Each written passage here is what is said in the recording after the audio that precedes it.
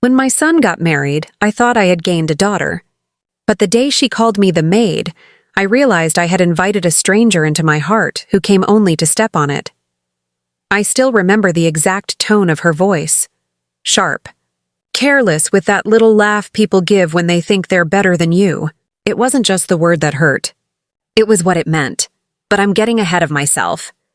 Maybe I should start from the beginning, before the bitterness, before the tears, when my life still felt simple and peaceful. I live in a small 2-story house on the edge of Lahore. The kind of place where you can still hear the neighbor's rooster in the morning and smell cardamom tea drifting through open windows. My husband passed away years ago, so it's just been me and my son, Adil. Adil was my pride. Quiet, intelligent, with a soft spot for people. He studied hard, got a good job, and always told me, "Ami, one day I'll make your life easy." And he did. We weren't rich, but we had peace. And peace to me is worth more than gold. Every morning I'd wake early to make parathas for him before work. He'd kiss my forehead before leaving, and I'd whisper a prayer under my breath for his safety. That's what love looked like for me. Small gestures, daily rituals, silent prayers. When Adil first mentioned he was seeing someone, I smiled. "It's about time," I teased him. "You're nearly 30. He blushed like he always did. "Ami, she's different. You'll like her." I wanted to believe that. I really did. The first time I met Hira was at a family dinner. She arrived in a white chiffon suit, makeup perfect, every strand of hair in place. She was beautiful, there's no denying that, but her eyes didn't soften when she smiled. Still, I tried. I welcomed her with open arms, offered her food, complimented her dress. She thanked me politely, but I could tell. Her politeness wasn't warmth. It was performance, I brushed it off. She's young, I told myself that night while washing the dishes. Maybe she's just nervous. Adil was over the moon. He kept saying how kind she was, how she understood him, how she'd fit right into the family. I smiled and nodded because I wanted to see him happy. Every mother does. When they got married 3 months later, the house lit up with music, color, and laughter. I wore my best silk sari, a soft peach one my husband had bought for me years ago. Everyone said the bride looked like a dream, and she did. A dream that slowly turned into a storm. The first few weeks were fine. She was quiet, reserved, and often stayed in her room scrolling on her phone. I tried not to interfere. I cooked, cleaned, and did my usual chores. But then, small things started changing. She began making comments. Tiny ones at first. "Auntie, you still cook with so much oil." She'd laugh, tapping her flat stomach. Or, in my parents' house, we never used those old pots. Adil never noticed. He was working long hours, coming home tired. He'd sit with her in the evenings and I'd bring them tea. I'd stand by the door hoping she'd invite me to sit. She never did. One evening I overheard her on the phone. "Ugh, I feel like I'm living with a maid," she said, laughing softly. My hands froze on the tray I was carrying. For a second I thought maybe I misheard her. Maybe she said something else. But then she repeated it, louder this time. "Yes, she's sweet, but so old-fashioned. It's like having a live-in maid who won't stop fussing." My chest tightened. I stood there holding that tray, every muscle in my body stiff. I couldn't move. I couldn't breathe. That night I didn't eat dinner. The next morning I woke up before dawn as usual. I looked around my little kitchen, the teapot, the spice jars, the clock ticking on the wall, and felt something unfamiliar. Humiliation. It wasn't the kind that comes from insults spoken in anger. It was colder. Quieter. The kind that seeps into your bones when someone looks down on you and you can't even fight back. When Adil came to breakfast, he didn't notice my silence. "Ami, can you iron my shirt?" he asked absently. Before I could answer, Hira looked up from her phone and said, "Oh, let her be. She's tired. I can do it." I almost smiled. For a second, I thought maybe she felt guilty. But then she added, "After all, we wouldn't want her to overwork herself like, a maid." She laughed. He didn't. But he didn't stop her either. That was the moment something changed inside me. I didn't shout. I didn't cry. I just looked at her, really looked at her. And I thought, maybe she needs to learn what it means to live like one. Over the next few days, I became quieter. Kinder, Evan. I made her tea exactly the way she liked. Less sugar, more milk. I complimented her clothes. I smiled when she showed me her new jewelry. Inside, I was planning. If she saw me as the maid, then so be it. I would let her live in that world she created, until she understood the cost of disrespect. So one afternoon, while she was complaining about the help being late, I said softly, "Hira, maybe you could help me today. The maid isn't coming, and Adil won't be home till late. I thought we could cook together." She blinked, surprised. "Me? Yes," I said gently. "You're part of the house now. It's good to learn how things work." Her lips curled slightly. "Fine, but just this once." That once became the beginning of everything. She fumbled with the onions, wrinkled her nose at the smell of garlic, and complained the whole time. "Ugh, why does anyone do this every day? My nails will break." I just smiled and said, "Careful, Beta." "The oil splashes." She jumped back when it sizzled, nearly dropping the spoon. I bit my tongue to stop a laugh. That night, I didn't sleep. I lay awake thinking about what I was doing. Was it wrong to teach her this way? Was I becoming cruel like her? But then I remembered the look in her eyes when she called me Maid. That look burned something deep in me, something that wouldn't rest until she understood. The next morning, I told her the washing machine was broken, and the day after that, I said the cook had quit. Each day, she had to do a little more, fold clothes, make tea, clean the living room, and every day I thanked her sweetly. "You're such a help, Hira." By the fourth day, her manicured fingers were chipped, and her tone had softened. Still, the lesson had only begun. It's strange how quickly pride fades when life stops bowing down to it. By the end of that week, Hira wasn't wearing her fancy clothes anymore. Her delicate hands had small burns from cooking, and she'd stopped painting her nails. She still tried to act superior, but I could see the exhaustion behind her eyes. One afternoon, I walked into the kitchen and found her sitting on the floor beside a bucket of wet clothes, her phone abandoned on the counter. Her hair was tied messily, and there was soap on her cheek. I paused at the door, watching her. She didn't even notice me at first. When she finally looked up, she said tiredly, This is ridiculous. Why do we do all this by hand? Doesn't anyone just send things to the laundry?" I smiled softly. "We do when we can afford to. But sometimes it's good to know how to care for your own home."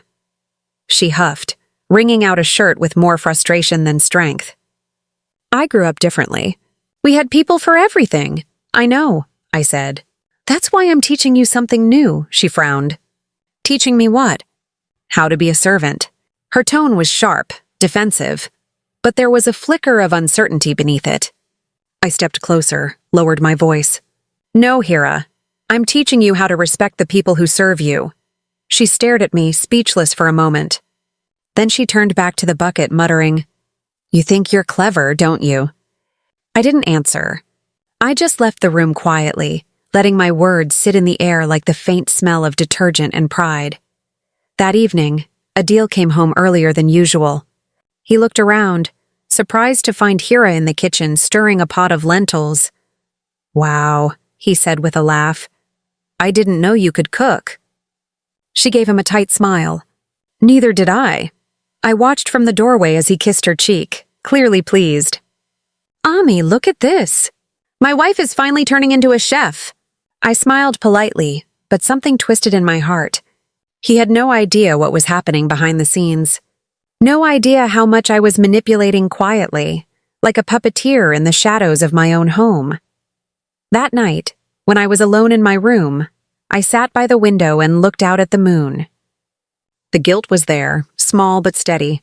A voice in my head whispered, "You could stop now." She's learning. Isn't that enough? But then I remembered every cutting remark. Every time she looked through me like I was invisible. Every time she smirked when I carried her tea. No, not yet. The next morning, I woke up early and began cleaning the front yard. Hira stumbled out of her room an hour later wearing an expensive silk robe. "Breakfast?" she asked, yawning. I looked up and smiled. "Oh, Hira, I forgot to tell you. The gas cylinder ran out. I called the supplier, but they'll come late. If you want, you can try making tea on the old stove outside. It still works." Her face fell. "Outside? In the heat?" "Yes," I said sweetly. "Like we used to in the old days." "It's quite an experience." She hesitated, but eventually, curiosity, or stubbornness, pushed her outside. I watched from the window as she crouched near the clay stove, struggling to light the match. Her hair kept falling in her face, and the smoke made her cough. Part of me wanted to go help her. Another part stayed still. After a few tries, she finally managed to brew a small pot of tea.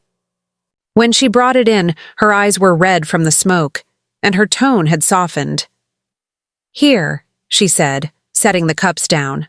I took a sip and smiled. "It's perfect," she blinked, almost surprised by the compliment. "Really?" "Yes," I said. "You're learning." For the first time since she moved in, she smiled back. A real smile. Not the polished one she used at parties. Over the next few days, something unexpected began to happen. Hira stopped complaining. She started waking up earlier, helping me chop vegetables, even sweeping the hallway without being asked. Sometimes she'd hum quietly to herself, a habit she must have picked up from me. One afternoon, I heard her speaking kindly to the delivery boy. "Thank you, Beta," she said, handing him a tip. "It's hot out today. Get yourself some water." I froze in the doorway watching her. That small gesture? It wasn't the Hira I had met weeks ago.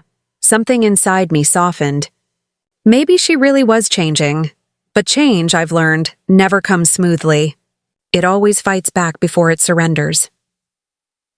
That evening, while setting the dinner table, Hira found one of Adil's old photos, him and me in the hospital when he was little, after a car accident.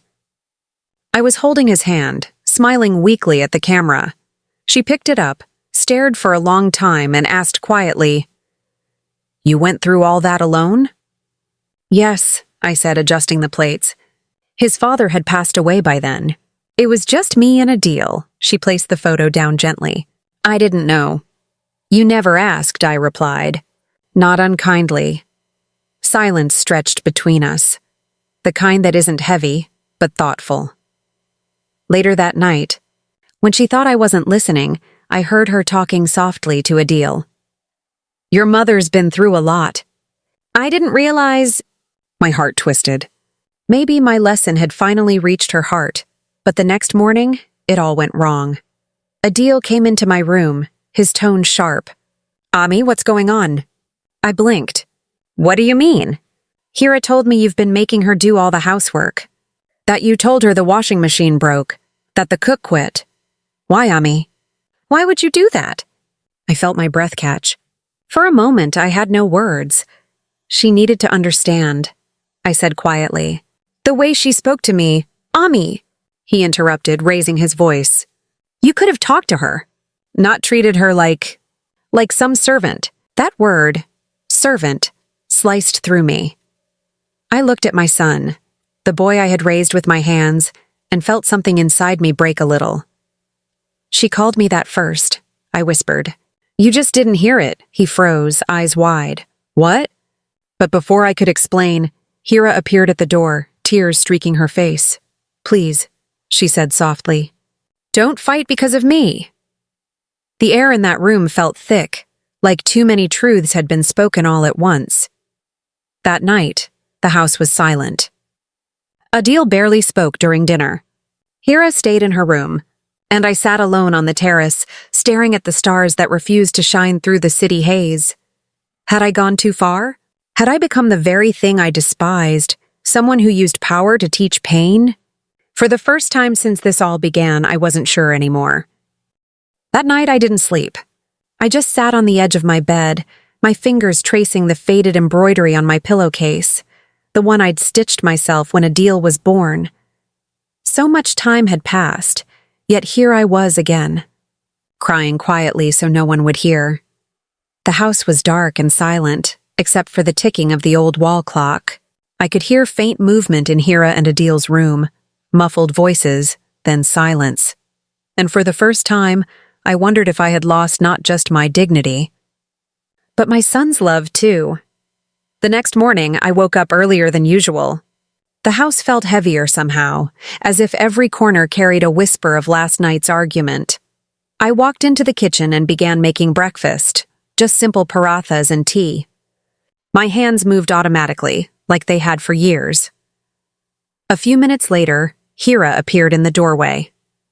Her eyes were swollen from crying, her hair tied back loosely. "Ami," she said softly. I turned to look at her. She hesitated, then stepped inside and took the rolling pin from my hand. "Let me help." Her voice trembled a little. I stared at her, uncertain whether to refuse or to allow her. But something in her eyes, guilt maybe, or realization, made me step back. She rolled the dough awkwardly, unevenly, and laughed a little when it tore from the edge. "I don't know how you do it," she said. "It looks easy when you do it, but—" "It's practice," I replied quietly, "and patience." She nodded slowly, focused on shaping the next one. For a while, neither of us spoke. Just the quiet sound of dough being rolled, the soft hiss of parathas hitting the hot pan. Then she said, almost in a whisper, "Adil told me everything. About how hard your life was after his father passed." I froze, my hands stopping midair. "I didn't mean to be cruel," she continued. "I was insecure, I guess. I wanted to impress everyone. I thought being proud made me strong," her voice cracked. "But it just made me lonely." I didn't say anything, just kept turning the paratha. The golden brown edges puffed up slowly, perfect as always. Finally, I placed it on the plate and looked at her. "Pride often hides weakness, Hira, but realizing that takes courage." She looked down, eyes shining. "I'm sorry, Ami." The word Ami came out softly, naturally, not forced. And for the first time, it sounded real. Later that day, while Adil was at work, I found Hira cleaning the living room, not because I asked her to, but because she wanted to.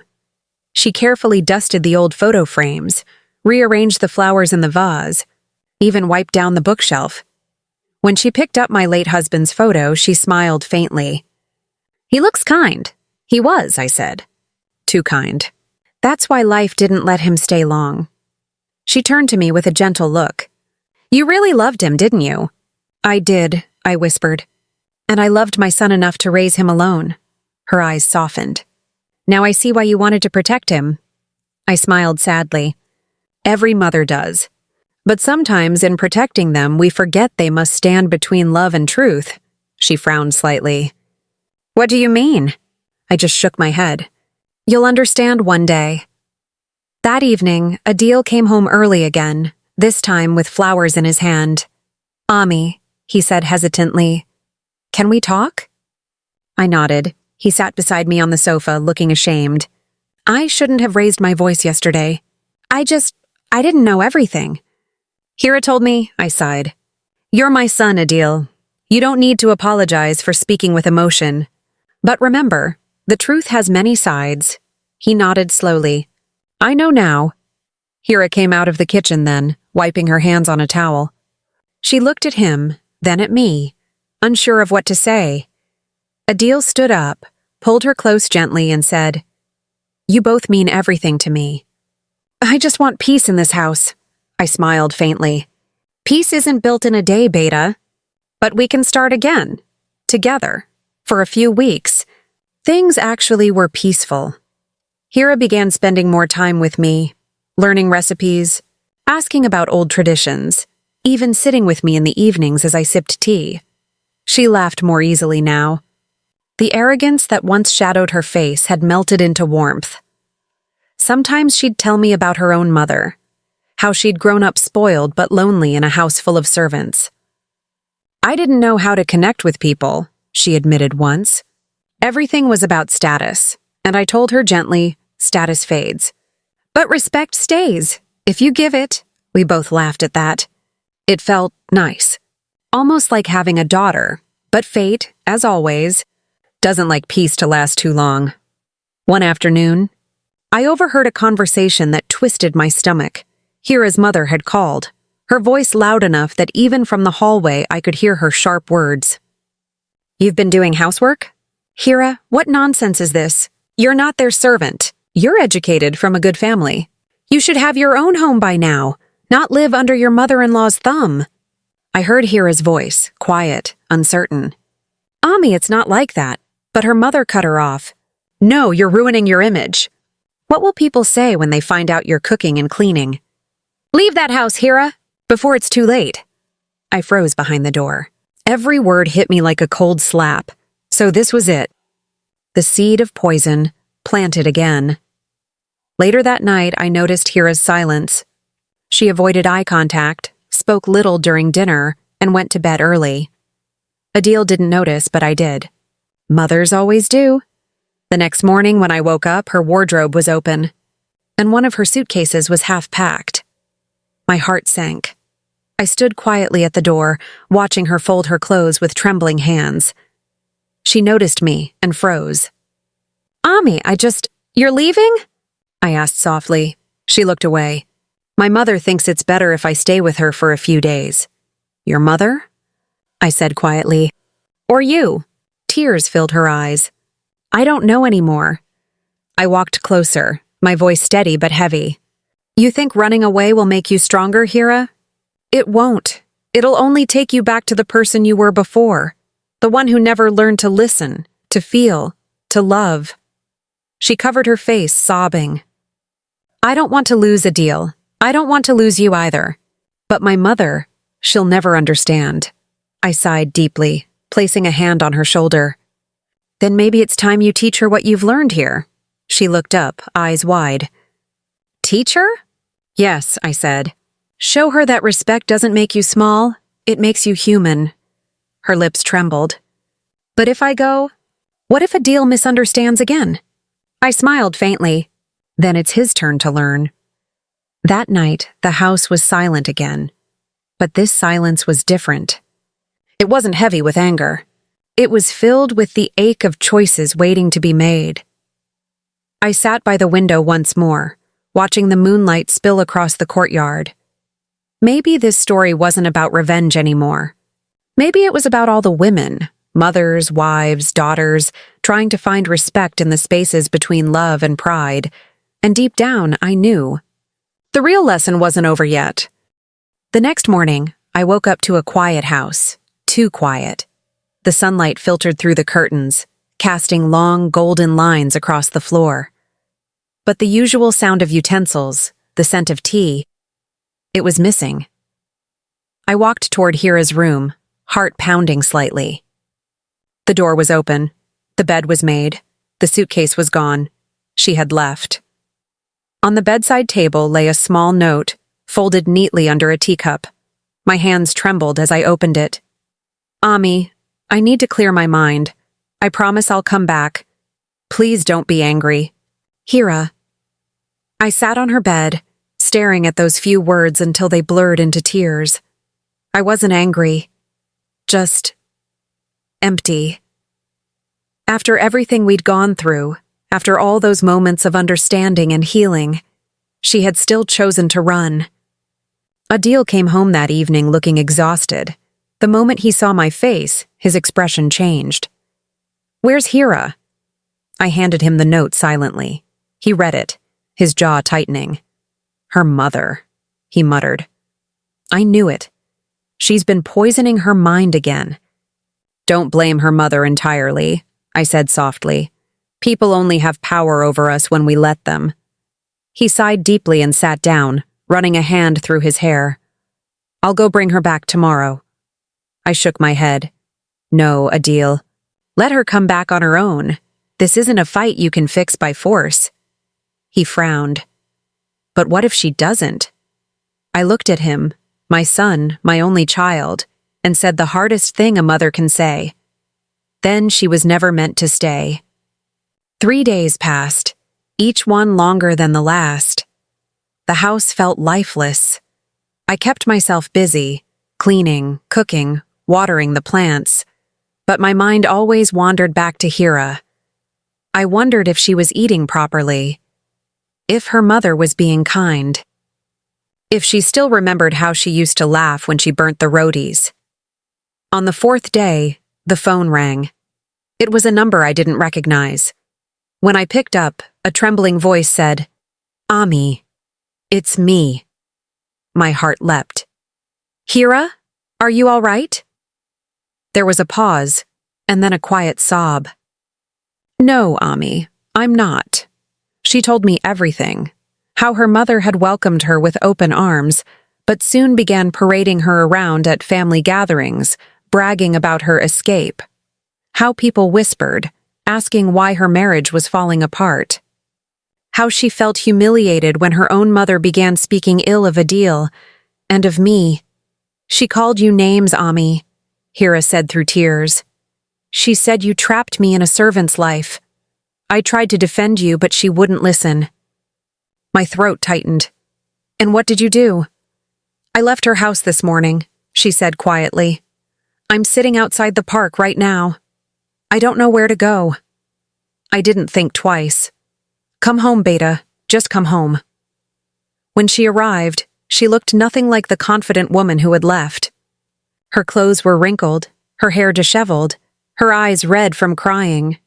As soon as she saw me, she broke down completely.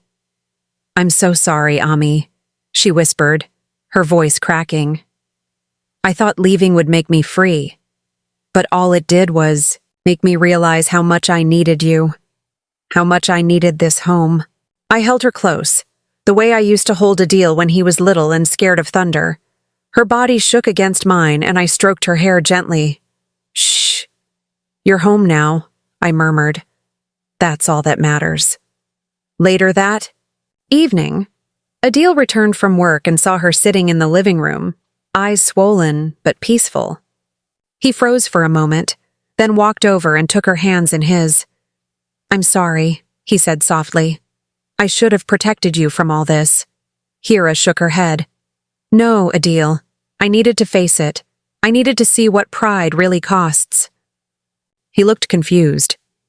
"What do you mean?" She looked at both of us, her voice steady this time. "I used to think respect was something others owed me, but now I know. It's something I have to earn, too." Adil's eyes softened. "We'll start again, Hira, all three of us." For a long moment, we just sat there in silence, three people bound by love, pride, mistakes, and forgiveness. It wasn't perfect, but it was real. But life, as always, had one more test waiting. A week later, Hira's mother came to our house. I still remember the sound of her heels clicking against the marble floor, sharp, confident, almost threatening. She walked in without waiting to be invited, her perfume filling the room before her words did. "I want my daughter back," she announced coldly. I looked up from the sofa. "She's right here.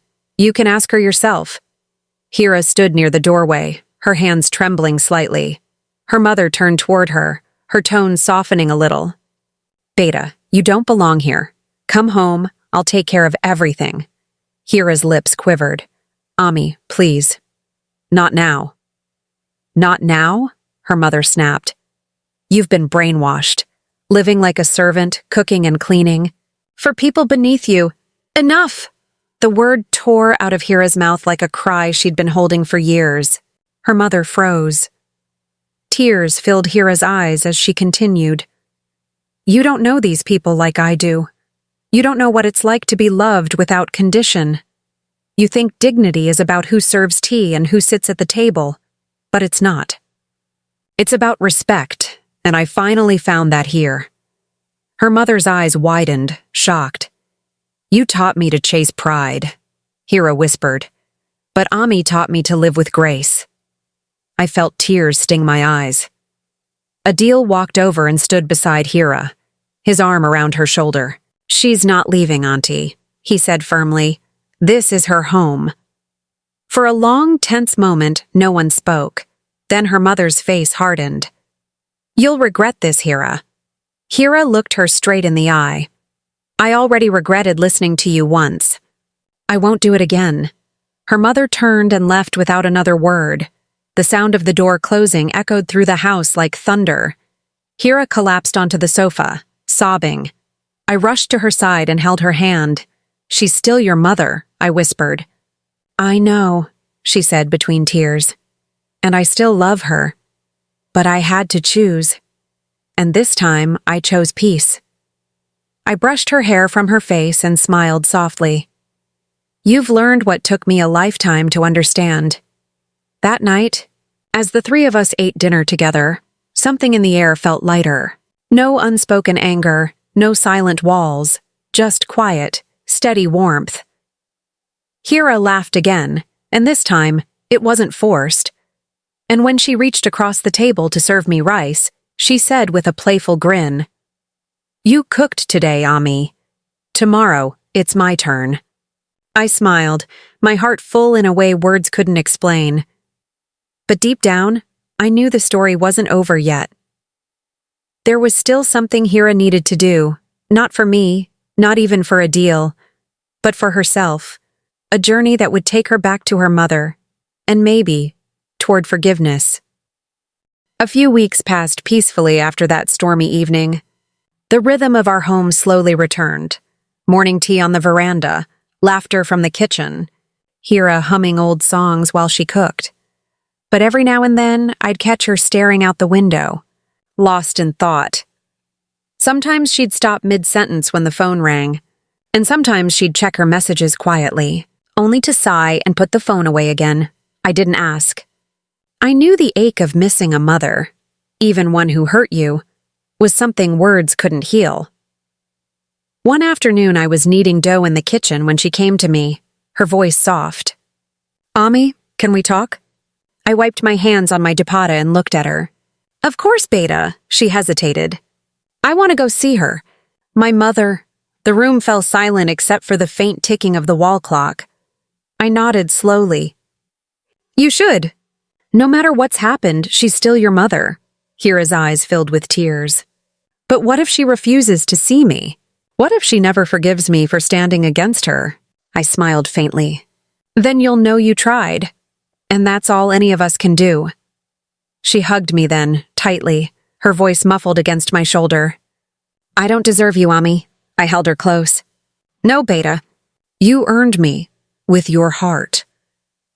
Adil insisted on driving her to her mother's house the next morning. As they left, I stood at the gate, watching the car disappear down the road. The day felt heavier than usual.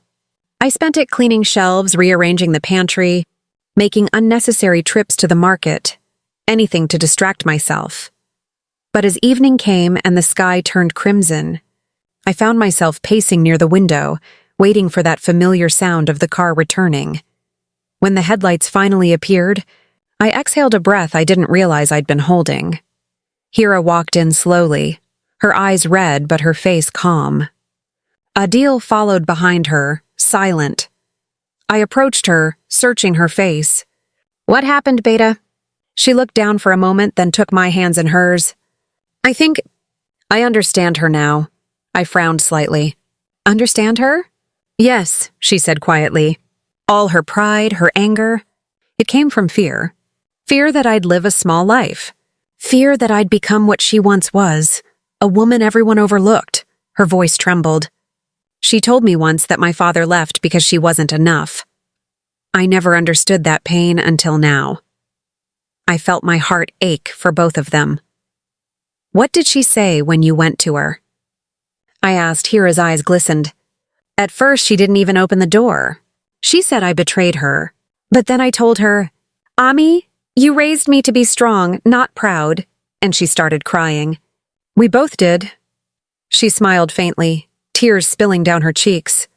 She said she's not ready to come to our house yet. But she told me she's proud of me. For the first time in my life, she said that. I felt my throat tighten with emotion. That's a start, Beta. Healing always begins small, like a seed. She nodded, wiping her tears. I think I'll visit her again next week. Maybe I can help her find peace too. Of course, I said softly, Maybe someday she'll join us for dinner. This house is big enough for both mothers." For the first time in a long while, Hira laughed. A pure, genuine laugh that carried warmth into the room. And for that moment, I felt something settle in my heart, like the closing of an old wound. That night, as we sat at the dinner table, Hira served me first. I tried to protest, but she smiled playfully. "No arguments, Ami. You cooked for me when I didn't deserve it. Now it's my turn," Adil chuckled. "You two are impossible." We laughed together, not the awkward, forced laughter of strangers pretending to be family, but the easy, familiar laughter of people who had been through fire together and survived. After dinner, I stepped out into the courtyard. The air was cool and fragrant with jasmine. Hira joined me with 2 cups of tea. She handed me one and sat beside me quietly. For a while, neither of us spoke. We just listened to the crickets and the faint hum of the city beyond. Then, in a soft voice, she said, "You know, Ami, I used to think love was about being right, about winning. But now I know it's about understanding, and sometimes surrendering." I turned to her and smiled. "That's what makes it so hard, and so beautiful." She nodded, eyes glistening in the dim light. "I think I finally know what it means to be part of a family." But even as peace returned to our home, I couldn't shake the feeling that life had more lessons to teach, not cruel ones, but gentle reminders that growth never truly ends. Hira had found humility. Her mother had taken her first step toward acceptance. And I had found forgiveness, both for her and for myself. Yet somewhere in my heart, I wondered what would happen when the next storm came. Because families, like seasons, never stay still for long. Still, for now. I was content. The woman who once called me Maid now called me Ami. And somehow, that one word made all the pain worth it. Late that night, as I was turning off the lights, I heard soft footsteps in the hallway. Hira peeked into my room, holding something behind her back. "What is it, Beta?" I asked. She smiled shyly and handed me a small wrapped parcel. "Just something I wanted you to have." I unwrapped it carefully. Inside was a delicate silver bracelet. On it, engraved in tiny letters, were the words, "For the woman who taught me love through patience." I looked up at her, speechless. My eyes welled up. She took my hand and whispered, "Thank you for teaching me what being a woman really means." I hugged her tightly, the bracelet cool against my wrist, her tears warm against my shoulder.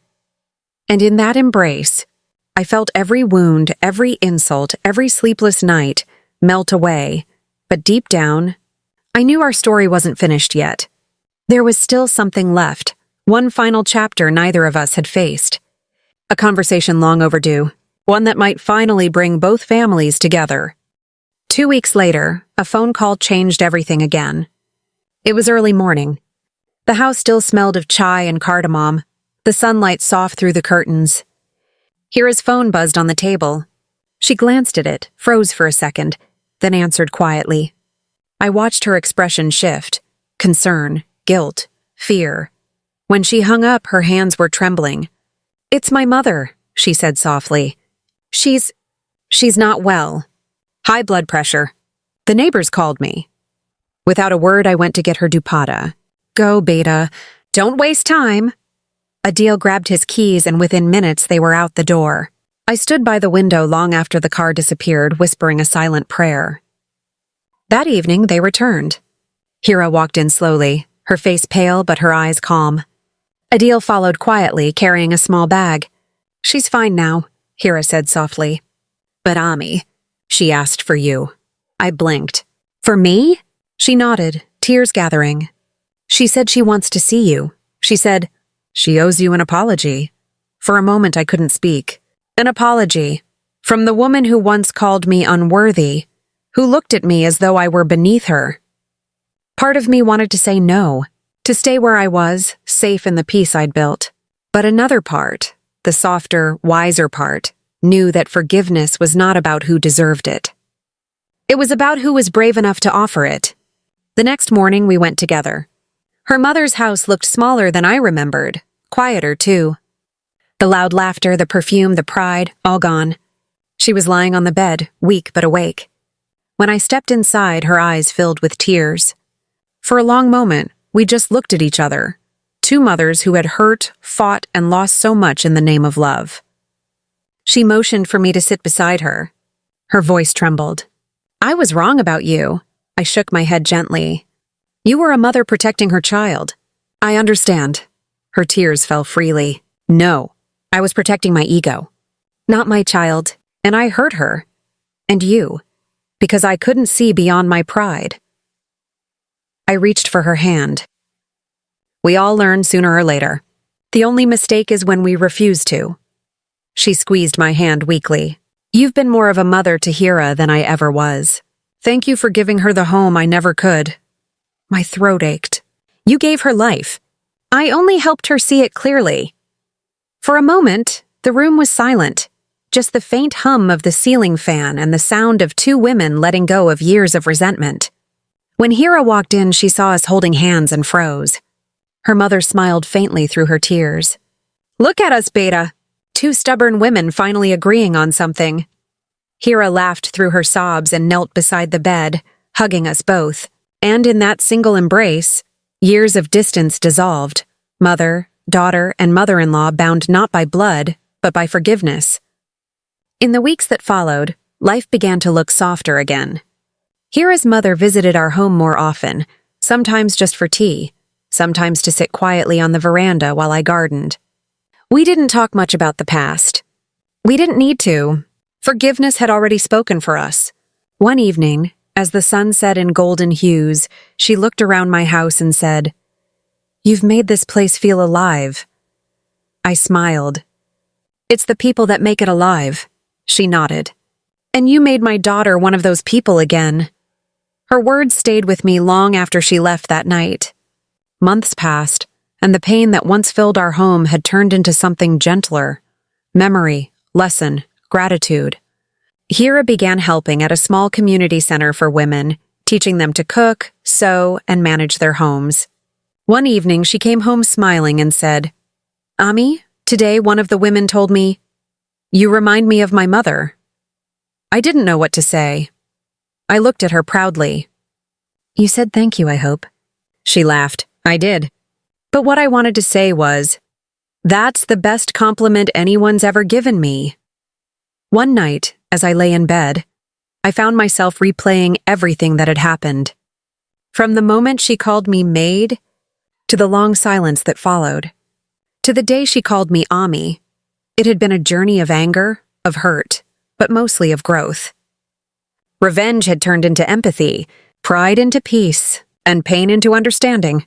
A few days later, Hira came to me with something in her hands, a small notebook. "What's this?" I asked. "My story," she said shyly. "I started writing it. Everything. Not for anyone else, just for myself." I opened the notebook. On the first page, she had written in delicate handwriting, "I called her a maid, and she taught me how to be human." My eyes filled with tears. I closed the notebook gently and hugged her. "You don't need to write the ending yet, Beta," I whispered. "The best stories are still being lived." She smiled softly. "Then I'll just keep writing." The next morning, I watched her wave to Adil as he left for work, then start breakfast while humming an old tune. The same girl who once sneered at my cooking now added extra ghee to the parathas, just the way Ami likes them. And as I sat at the table, sipping tea, I realized something I hadn't before. Sometimes, God doesn't give us what we deserve. He gives us what we need. And maybe, just maybe, we were all meant to teach each other a lesson in love. That evening, as the day faded into quiet night, I looked at Hira and smiled. "Life has a funny way of humbling us," I said. She smiled back, eyes glimmering. "And healing us too. Sometimes life doesn't break us to punish us. It breaks us to teach us." When my daughter-in-law called me a maid, I thought I had lost my dignity. But I was wrong. I hadn't lost it. I was being tested to see if I would still live with grace when respect was taken away. I thought revenge would heal the wound. But the truth is, only forgiveness could. There's a saying my mother used to whisper when I was young. If someone throws mud at you, don't throw it back. Plant a seed in it instead. I didn't understand it then, but now I do, because that seed turned into a bond stronger than pride between two women who finally saw each other, not as enemies, but as mirrors. I often wonder how many homes are silent tonight, filled with anger, hurt, and unspoken words. Maybe somewhere another mother is sitting quietly after being disrespected. Maybe another girl is crying in her room, not realizing the pain she's caused. If they could both just sit, for one moment, and listen instead of shout, maybe their story would end differently than ours did. Respect isn't about age. It's about heart. And family isn't built by who gives birth. It's built by who chooses to love. Soft pause. The music fades to a hopeful note. Narrator, voice soft, reflective. So tell me, my dear listeners, if you were in my place, would you have forgiven her? Or would you have let your pride win? This was my story. But maybe it's yours too.